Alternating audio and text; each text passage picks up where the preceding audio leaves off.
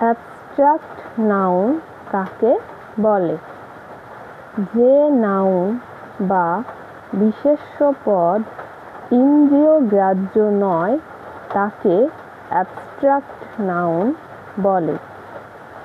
এর কোনো concrete form বা বাস্তব রূপ নেই, একে শুধু অনুভব করা যায়।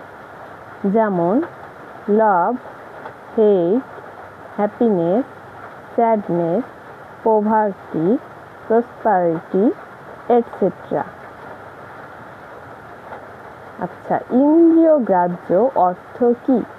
আমাদের প্রধান যে 5টি ইন্দ্রিয়, চোখ, নাক, কান, জিহ্বা ও ত্বক, এই 5টি ইন্দ্রিয়র সাহায্যে আমরা আমাদের আশেপাশের পরিবেশ সম্পর্কে বা জগৎ সম্পর্কে ধারণা লাভ করি।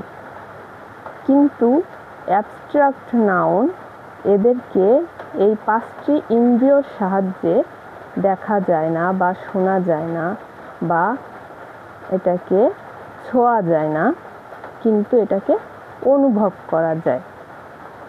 সেগুলোই হচ্ছে অ্যাবস্ট্রাক্ট নাউন।